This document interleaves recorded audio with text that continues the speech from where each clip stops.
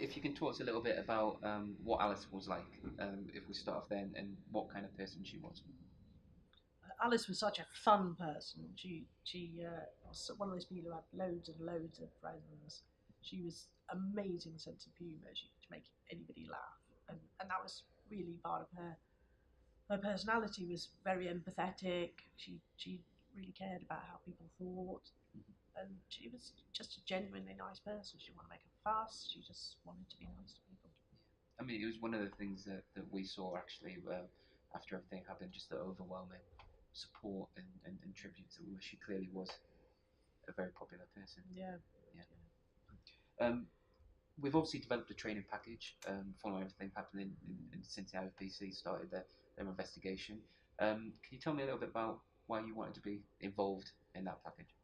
I guess after what happened to Alice, the main thing for us was to try and prevent what happened happening to others. And that meant a lot of things. That meant raising public awareness about how dangerous stalking is and where it could lead in the worst cases, but also about working with the police to try and make sure that responses were better and that the police recognised stalking and dealt with it in appropriate ways. And that meant training, and that was all about training, learning lessons. And so we started to work with various forces, and Northumbria were one of the first. I mean, that package has since been taken on by a few other police forces. Yeah. I mean, is that something you would like to see go towards every police force in the country, perhaps? I think so. I think a big problem for the police, of course, is that the person handling a 101 call, maybe they're 300, 400 call in a night, I don't know. That may be, as in Alice's case, the one moment when that person has finally summoned up the courage to phone the police. And they may not be saying, I need help. They may be saying, I really don't want to disturb you. I'm almost apologising for calling the police. But they have something very serious to say. And the person at the end of the phone has maybe a minute and a half to recognise that this is a potential stalking case and then pass it on to the others in the force to do the right thing. That's a massive training issue. We're aware of that. And so I'm aware that certain forces, like Northumbria and others that we've been working with, are really working on this. But there's a long, long way to go. There are many forces which we think still need to learn all these lessons. Mm-hmm. And the weekend just passed. You've obviously both been involved in the Great North Run, so not for the first time. Obviously, you wanted to raise funds and awareness for the trust that you've set up in Alice's name. Can you tell us a little bit about that trust? I think the thing with the trust is we want people to be safe. So we want, if someone's being stalked, they need to be able to go to the police. The police need to understand what stalking is and to deal with it appropriately. And we also want there to be a big stigma about stalking in society, so people think, instead of making jokes about, oh, I'm just stalking my ex-girlfriend, in a light-hearted way, for that to be a totally unacceptable thing to say. Facebook stalking, people use that term all the time, and that needs to not be used, because stalking is an evil, vile crime, and even if it doesn't lead to murder like you do with that Alice, its impact is horrendous, and we just want that to stop. I think that's really everything we do with our charity underpins that whole thing, that stalking is a crime and it needs to stop. And have you had a lot of support for that charity in the various events that you've held?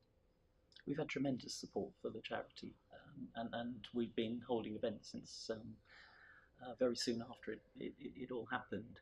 And that support goes on and gets greater, and the number of people that came up to us yesterday just because they saw the name on the running shirts and so on was wonderful. And so that support really helps us to try and do what we're trying to do, which is to try to help prevent what happened to Alice happening to others in the future. Obviously, we're here today to talk about, because we've had the IPC report that's been published. You've had time now to read that report.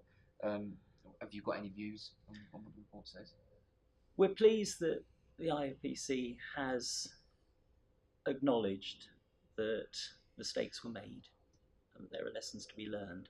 We don't want this to turn, we never have wanted this to turn into a blame game, because we don't think that gets anywhere. What has to come out of this is that lessons are learned, procedures are improved, training is improved.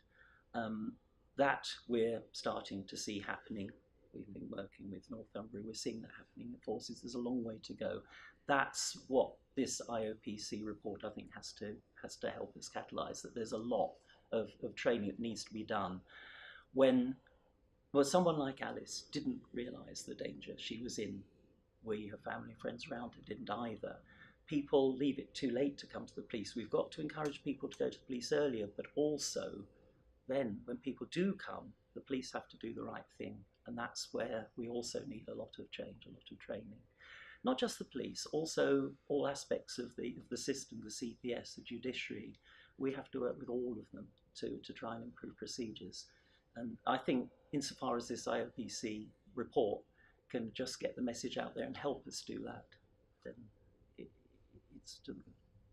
We've had a lot of people contact us from other areas who've said that, giving us similar stories to what happened to Alice, and saying that nothing's happened in their case, they haven't been helped, and we just don't want to hear those stories anymore. We want to hear, I went to the police, and because of what happened to Alice, the police have changed their procedure, and something was done, and the person who has stalked them is in prison. We have actually had a couple of those comments, so those are really, really rewarding. But we don't want to hear any more of the comments of people coming along saying, can you help us? What do you suggest we do? Because we're not really getting any help, and that's quite heartbreaking, really, isn't it? Yeah. Things are improving, but the proof of the pudding is going to be a couple of years down the line, when we see the statistics and we see overall whether things really are improving. We really, really hope they will be.